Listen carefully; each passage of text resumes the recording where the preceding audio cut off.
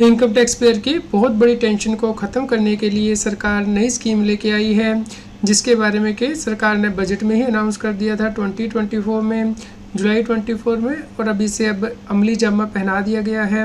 तो इस स्कीम को कौन अप्लाई कर सकता है और इस स्कीम के अंतर्गत आपको क्या करना होगा, इसके लिए हम आपको इस वीडियो में डिटेल में बताएंगे।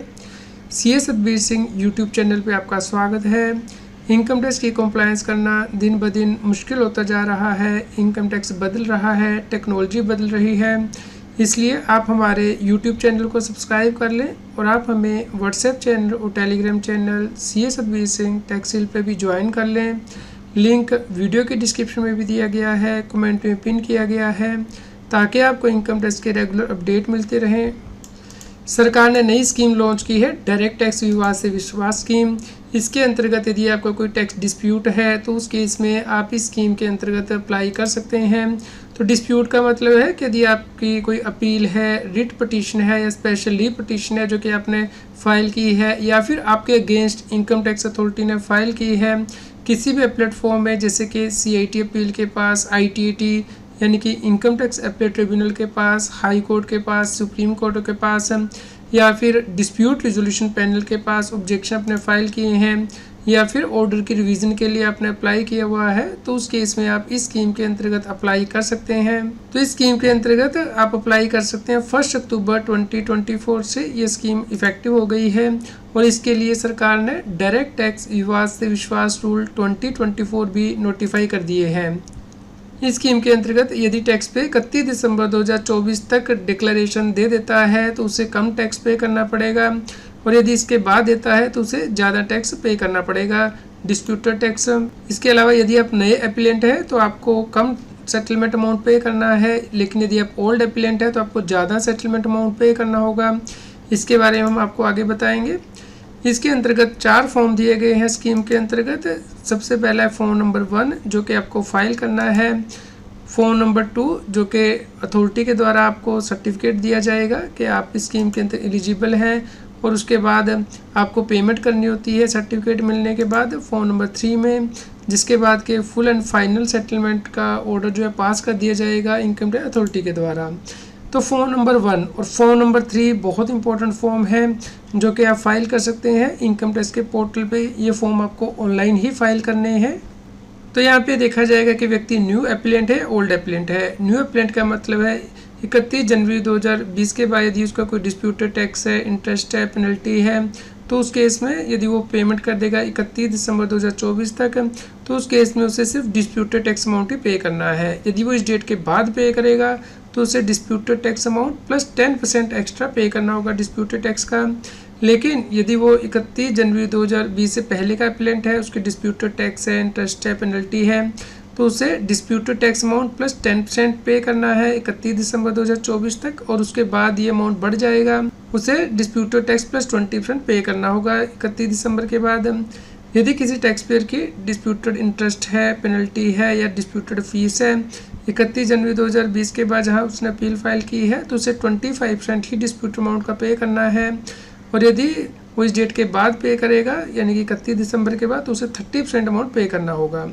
और यदि जो डिस्प्यूटेड इंटरेस्ट है, पेनल्टी है या फीस है वो 31 जनवरी 2020 से पहले की है, तो उस केस में उसे 30% डिस्प्यूटेड अमाउंट पे करना है 31 दिसंबर तक, और उसके बाद उसे 35% डिस्प्यूटेड अमाउंट पे करना होगा। इस स्कीम के अंतर्गत यदि टैक्स पेयर की फेवर में कोई ऑर्डर ऑलरेडी पास कर दिया गया है हाई अथॉरिटी के द्वारा, लेकिन अपील अभी भी पेंडिंग है, तो आपको 50% अमाउंट ही पे करना है। तो इनकम टैक्स डिपार्टमेंट आपके अगेंस्ट जो अपील फाइल की उसे विड्रॉ कर लेगा। मान लीजिए आप इनकम टैक्स अपील ट्रिब्यूनल में जीत गए हैं, जो टैक्स डिस्प्यूटेड था वो 10 लाख रुपए था, तो आपके against income tax appeal tribunal ने अब अपील फाइल कर दिया हाई कोर्ट में। तो अगर आप 5 लाख रुपए पे कर देंगे तो उस केस में इनकम टैक्स डिपार्टमेंट आपके अगेंस्ट जो अपील है वो विड्रॉ कर लेगा। इसी प्रकार यदि ऑर्डर रिवर्स कर दिया गया है हायर अथॉरिटी के द्वारा, जैसे कि हाई कोर्ट, सुप्रीम कोर्ट के द्वारा टैक्स पेयर के केस में, तो भी आपको 50% अमाउंट ही पे करना होता है डिस्प्यूटेड अमाउंट का। यहाँ पे आपको कोई रिफंड नहीं मिलेगा, लेकिन यदि आप पहले ही एक्सेस पेमेंट कर चुके हैं डिक्लेरेशन फाइल करने से पहले, तो ही रिफंड क्लेम कर सकते हैं। तो यहाँ पे यदि आप इस स्कीम के अंतर्गत चले जाते हैं तो उस केस में आप अपना राइट जो है वो ख़त्म कर देंगे कि आप इस टैक्स एरियर के अगेंस्ट उसके बाद कभी अपील एक्स्ट्रा नहीं फाइल करेंगे। तो यदि आपका कोई टैक्स एरियर है तो आप इस स्कीम के अंतर्गत फॉर्म नंबर 1 फाइल करेंगे। हर डिस्प्यूटेड टैक्स के लिए आपको अलग से फॉर्म फाइल करना है। लेकिन यदि इनकम टैक्स अथॉरिटी और एप्लेंट ने एक साथ अपील फाइल किया ऑर्डर के अगेंस्ट तो सिंगल फॉर्म फाइल कर सकते हैं। लेकिन यहाँ पे आपको ध्यान रखना है कि आपका डिक्लेरेशन फाइल होने के बाद इनकम टैक्स डिपार्टमेंट सर्टिफिकेट जारी करेगा कि आप इस स्कीम के अंतर्गत पेमेंट कीजिए, तो 15 दिन के अंदर आपको पेमेंट करनी है।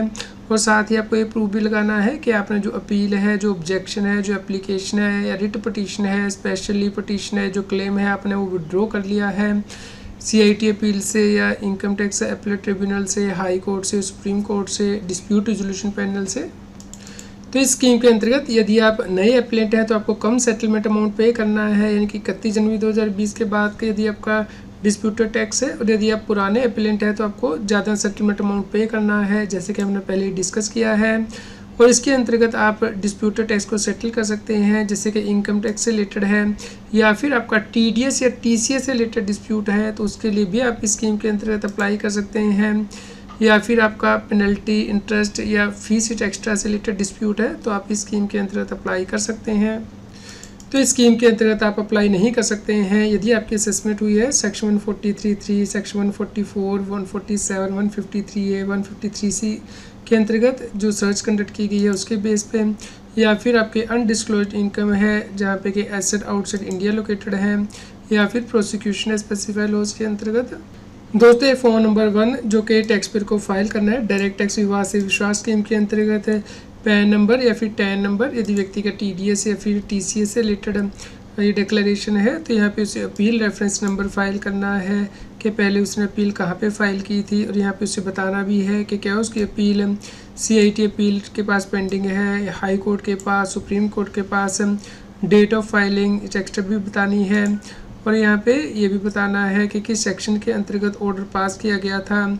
तो अकॉर्डिंगली यहाँ पे आपको सभी पर्टिकुलर डिक्लेयर करने हैं। टैक्स एरियर कितना है और क्या आप 31 दिसंबर 2024 से पहले फाइल कर रहे हैं डिक्लेरेशन या उसके बाद फाइल कर रहे हैं, क्योंकि इससे आपका जो डिस्प्यूटेड टैक्स अमाउंट की पेमेंट है वो बढ़ जाएगी। अकॉर्डिंगली आपको यहाँ पे रेलेवेंट पर्टिकुलर चूज़ करने हैं और ये फॉर्म आपको इनकम टैक्स की वेबसाइट पे ऑनलाइन फाइल करना है।